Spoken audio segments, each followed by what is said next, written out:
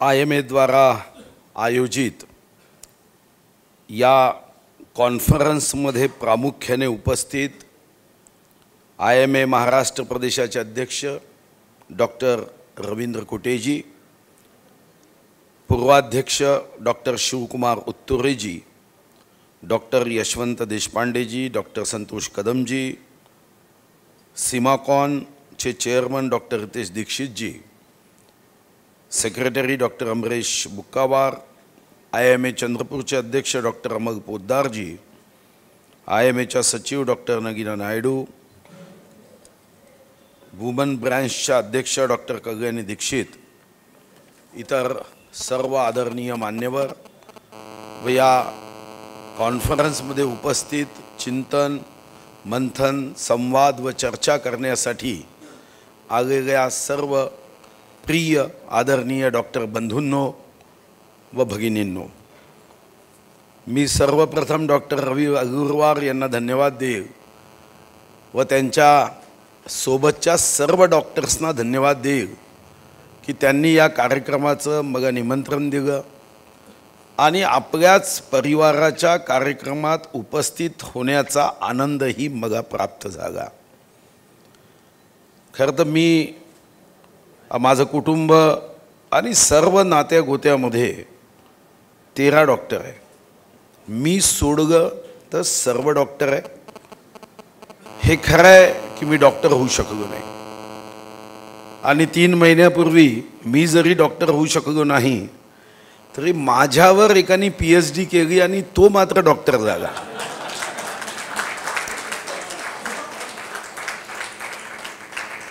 पण मी या परिवाराचा सदस्य असल्याने जे प्रश्न, ज्या इच्छा आकांक्षा तुम्ही माझ्याकडून व्यक्त केल्या ते सोडवण्यासाठी परिवाराचा एक सदस्य म्हणून मी मात्र शक्तीने तुमच्या सोबत उभा राहील हा विश्वास या कार्यक्रमाच्या निमित्ताने देतो।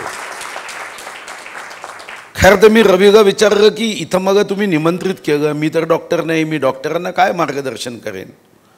मग रवीने पहिलाच मुद्दा घेऊन पाठवला की इम्पॉर्टन्स ऑफ नॉलेज अपग्रेडेशन याच्यावर तुम्ही बोलावा।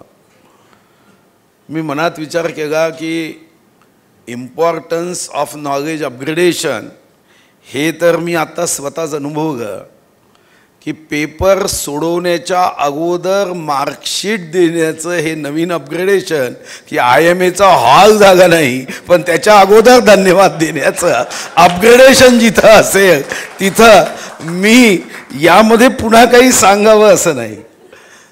पण आपण इच्छा व्यक्त केली की IMAचं एक उत्तम वाढती डॉक्टरांची संख्या, परिवाराचा विस्तार, यामध्ये एक सुंदर IMAचा एक हॉल व्हावा, सभागृह व्हावं ज्यामध्ये अपग्रेडेशनचाही विचार एकमेकाच्या सोबत केला जावा। आणि दुसरा मुद्दा आपण म्हणालात की रविवार हा परिवारासाठी राखीव असायचा, तर मला वाटतं त्यामध्ये कोणताही बदल झाला नाही, फक्त परिवार याच्या व्याख्येमध्ये बदल झाला। नवरा बायको, मुलगा मुलगी यापेक्षा IMAच आमचा एक परिवार आहे असं समजून रविवारचा कार्यक्रम ठरला असावा असं मला व्यक्तिगत रीतीने वाटतं। आणि म्हणून सभागृहाच्या दृष्टीने जी इच्छा व्यक्त केली, खरं तर चंद्रपूरमध्ये आपण अप्रतिम मेडिकल कॉलेज करतोय।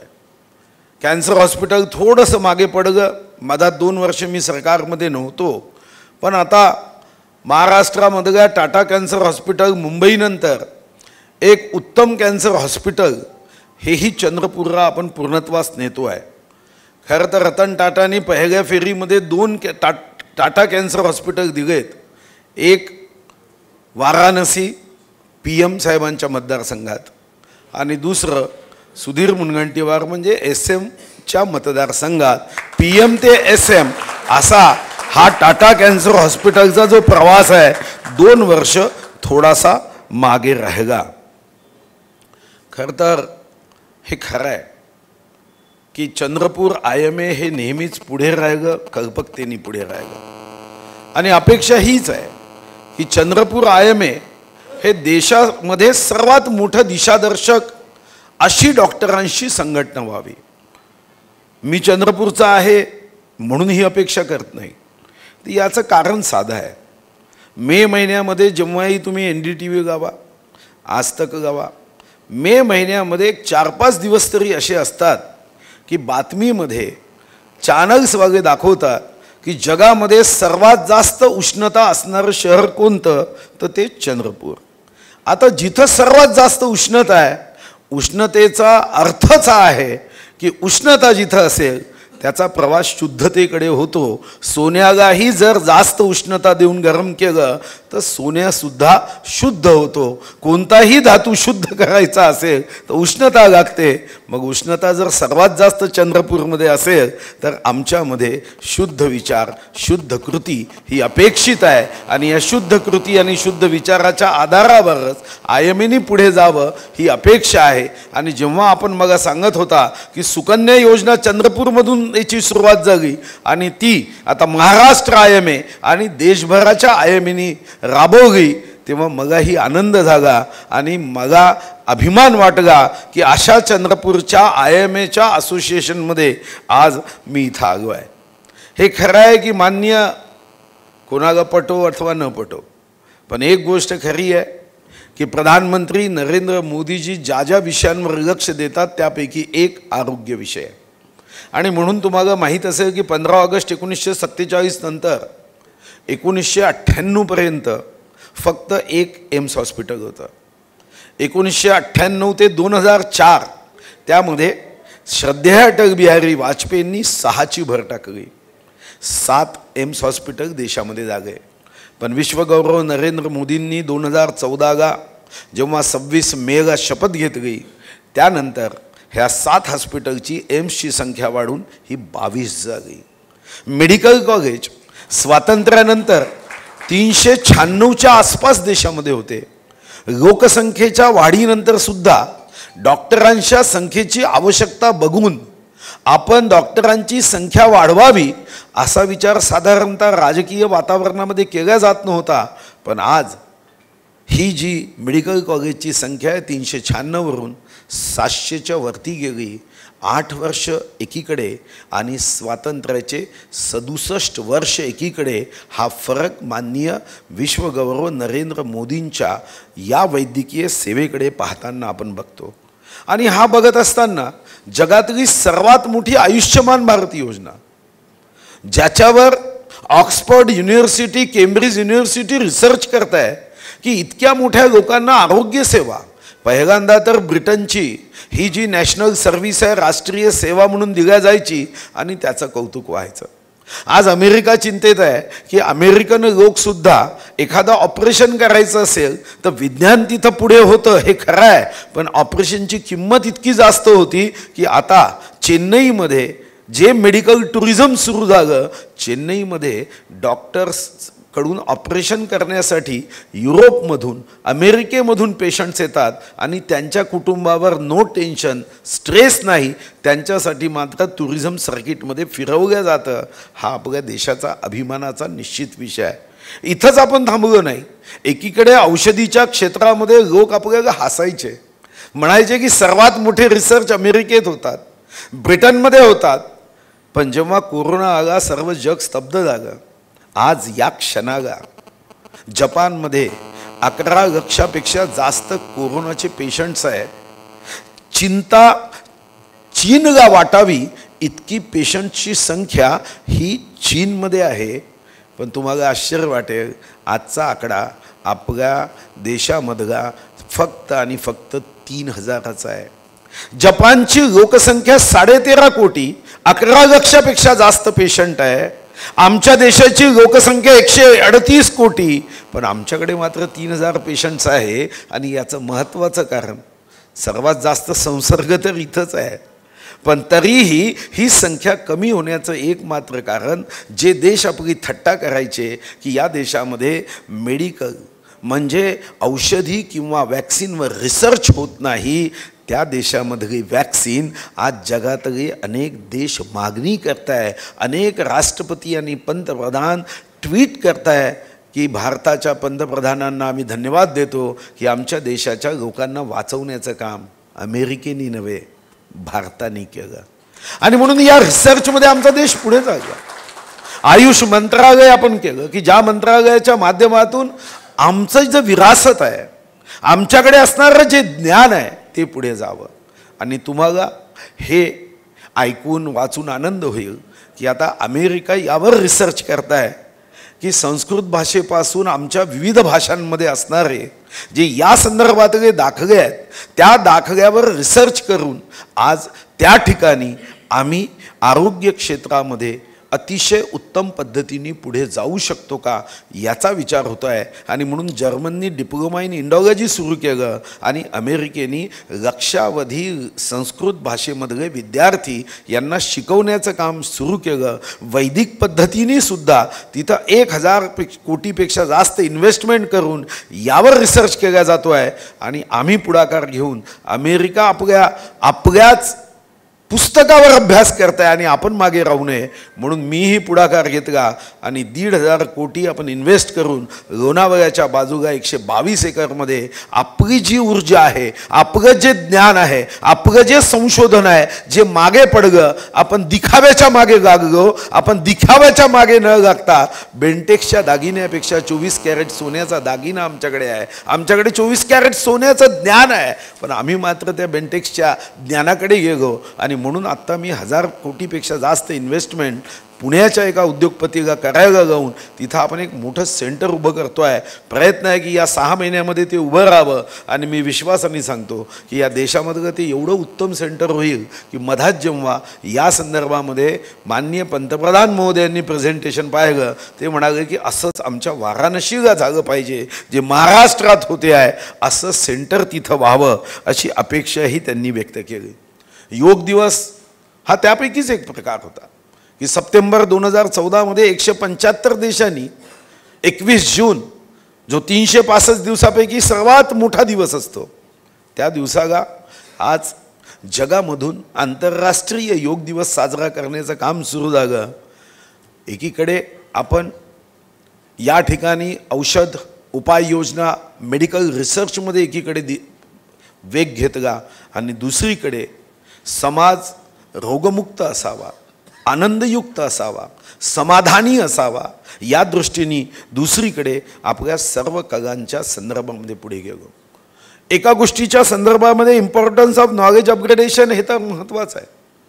आयुष्यामध्ये रोज विद्यार्थी म्हणूनच वय कितीही झालं तरी आपापल्या क्षेत्रामध्ये आपण एक्सपर्ट व्हावं यासाठीच योगी अरविंद म्हणायचे, जो भी काम करो वो ईश्वर की अर्चना समझकर करो, जूता भी पॉलिश करना है तो उसको चमकाव. यामागची भावना काय होती? यामागची भावना हीच होती की आपल्यावर समाजाचं ऋण आहे. मगाही जेव्हा आई म्हणायची की आपल्यावर समाजाचं ऋण आहे तेव्हा मला समजायचंच नाही की समाजाचं माझ्यावर काय कर्ज आहे. मी तर वडगानी दिलेल्या पैशांनी चॉकलेट खातो, त्याच पैशांनी कुल्फी खातो, मग माझ्यावर काय कर्ज आहे? पण समाजाचं कर्ज आहे.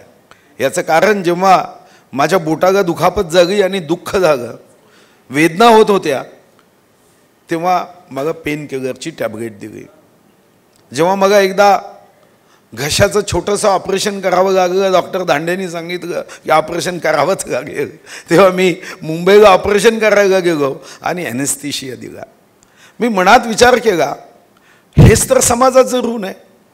ॲनेस्थेशियाचा शोध लावला ज्यांनी लावला त्यांनी स्वतःच्या कंपाऊंडरकडून स्वतःला इंजेक्शन देऊन दिलं होतं आणि तो चिठ्ठीत लिहितो, कदाचित डोस जास्त झाला तर माझा मृत्यू निश्चित आहे. पण स्वतःच्या जीवाची चिंता न करता जगाचं दुःख हलकं करण्यासाठी संशोधन करणारा, ॲनेस्थेशियाचा शोध लावणारा, त्याचे उपकार आपल्यावर निश्चित आहे. मग त्याचे उपकार घेऊन बिना व्याज देता आपण आपला शेवटचा श्वास सोडायचा का? तर आपल्यावर उपकार आहे, हे कर्ज आहे, समाजाने दिलेलं कर्ज आहे. मग हे जे कर्ज आहे याचं व्याज म्हणजे आपल्या ज्ञानाला अजून अपग्रेड करता आलं पाहिजे, हे ज्ञान. आणि यासाठी दुसरा मुद्दा जो तुमच्यापैकी रिसर्चमध्ये माहीत आहे की नाही मला माहीत नाही, पण आपल्या देशामध्ये अध्यात्म सांगतं. ते अध्यात्म असं सांगतं की युरोपियन संस्कृती सांगते की खागियात आहे, खागियात जाना आहे. शिक्षक आपल्याला सर्वांना शिकवायचे की सिकंदराचं उदाहरण द्यायचे.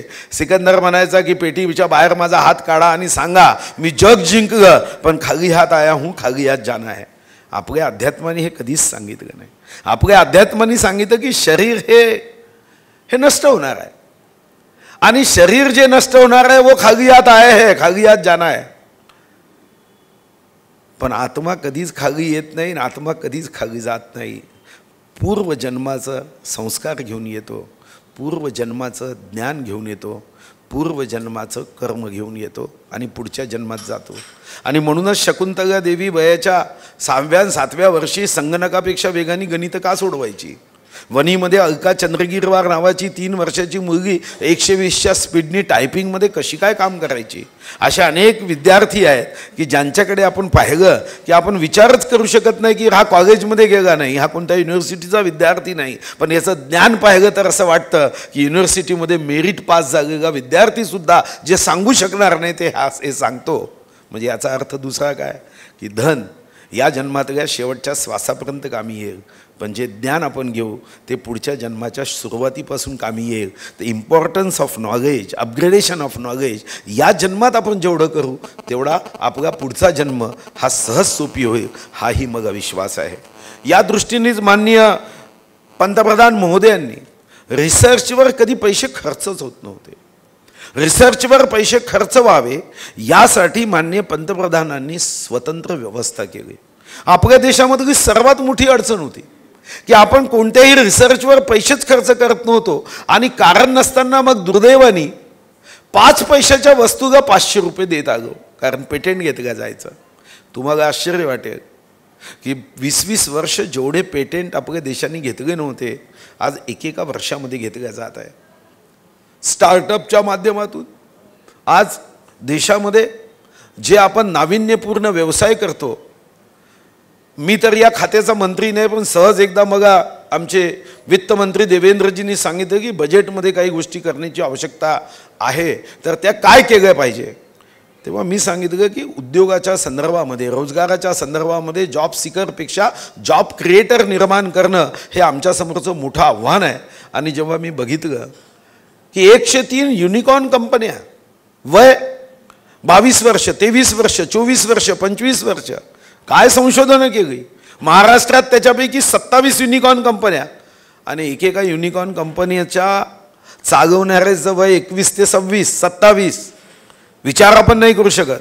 आणि कंपन्यांचा टर्नओव्हर किती? 10 बिलियन, 75,000 कोटी, 65,000 कोटी. परवा एक जण मला भेटायला आला, आम्ही दोघे 4 सीझन्समध्ये जेवायला गेलो, तेव्हा तो सांगत होता की मी 4 वर्षात 55,000 कोटीचा व्यवसाय केला. आणि एकच कारण, रिसर्च. ज्या रिसर्चच्या आधारावर जगामध्ये हे जे काही तंत्रज्ञान आहे हे आपल्यासोबत घेता येतं. मला विश्वास आहे की आपण सुद्धा मेडिकल सायन्समध्ये जर योग्य पद्धतीने रिसर्च जो गव्हर्नमेंट ऑफ इंडियाने सुरू केला त्यामध्ये आपल्याला योगदान द्यावं लागतं. आणि हे योगदान देताना आयएमएला माझा एक निश्चितपणे आव्हान असेल. जगात काय होतं हे तर आपल्या हातात नाही, नियंत्रणात नाही, पण चंद्रपूरमध्ये काय करता येतं हे तर तुमच्या नियंत्रणात आहे. सारा पाऊस थांबवता येत नाही पण छत्री डोक्यावर घेऊन पावसापासून वाचता येतं. मी आयएमएला आवाहन करणार आणि त्या पाठीशी मीही उभा राहील. माझ्याकडे काही विभाग आहे की ज्या विभागामधून या माध्यमातून मी CSRमधून सुद्धा पैसे उपलब्ध करून देईल.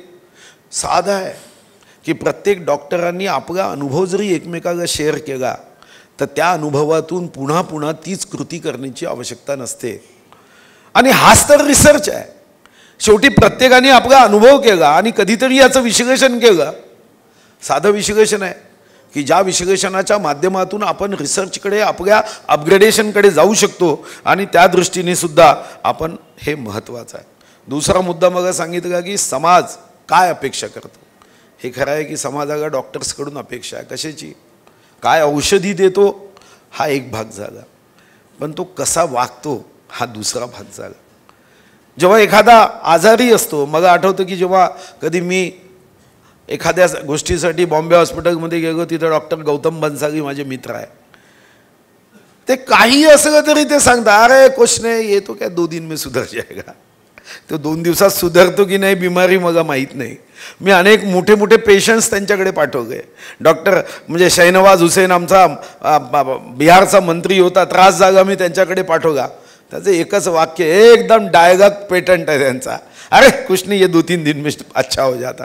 आणि मी मनात विचार केला की हा एवढाच एक डायलॉग फक्त डॉक्टरांनी जेव्हा पेशंट्सला वापरला जातो तेव्हा 10,000 तर असाच दुरुस्त होतो की 2-3 दिन में अच्छा होणार, तो होत नाही 2-3 दिवसात, हे खरं आहे. पण एवढा एक डायलॉग हा त्याच्यामध्ये एक नवीन ऊर्जा निर्माण करतो, नवीन क्षमता निर्माण करतो, आणि तो मानसिक रीतीने जेव्हा चांगला होतो तेव्हा औषधीसुद्धा एवढ्या वेगाने लागते की त्या औषधीचा जो प्रभाव आहे, परिणाम आहे.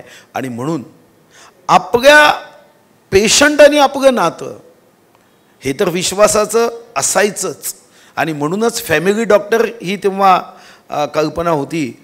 आणि कधीकधी कोणी इरिटेटही करतात, इतकं विचारतात की आपणही इरिटेट होतो. पण यासाठी सुद्धा इरिटेट न होता संयमाने घ्यावं लागतं. तुमच्याही क्षेत्रात तुम्ही इरिटेट होता, आमच्या क्षेत्रात आम्हीही कधी इरिटेट होतो. पण मी एक नवीन विज्ञान विकसित केलं की देवाने आपल्याला डोळे बंद करण्याची शक्ती दिली, तोंड बंद करण्याची शक्ती दिली, कान बंद करता येत नाही. पण मी मात्र अशा प्रसंगात कान बंद करून ठेवतो आणि डोकं शांत ठेवण्याचा प्रयत्न करतो की आपण इरिटेट होता कामा नये. इरिटेट झालं तर मग तिथून चुकीच्या कृती आणि चुकीची ॲक्शन ही आपल्यामधून सुरू होते, हे निश्चितपणे मला वाटतं.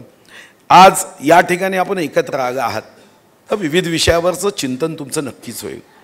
तुम्ही जी इच्छा व्यक्त केली, खरं तर माझे वडील जेव्हा IMAचे अध्यक्ष होते तेव्हाच सभागृहाच्या संदर्भामध्ये मला वाटतं की तेव्हा डॉक्टर मेहरा आणि बाकी सर्व सिनियर डॉक्टर्स तेव्हा होते. आणि तेव्हा IMAच्या सभागृहासाठी पहिल्यांदा आम्ही वडगावची जागा दिली, मग ते दूर होत होतं. मग ती जागा विकून माझ्या माहितीप्रमाणे घेण्यात आली आणि आमच्या आजीच नाव इथं देण्यात आलं. आत्ता इथं मी आल्यावर तुम्ही अपेक्षा केली, मी मनात तोच विचार केला की बाप से बेटा सवाई जर जागा नाही तर हे आपलं अपयश होईल. आणि म्हणून तुमच्यापैकी 2-3 चांगल्या डॉक्टरांची टीम तयार करा की ज्यांनी या बिल्डिंगच्या संदर्भात मी कशी मदत करता येईल ते मी सांगेन. जिल्हाधिकाऱ्यांशी आपण पहिली बैठक घेऊ.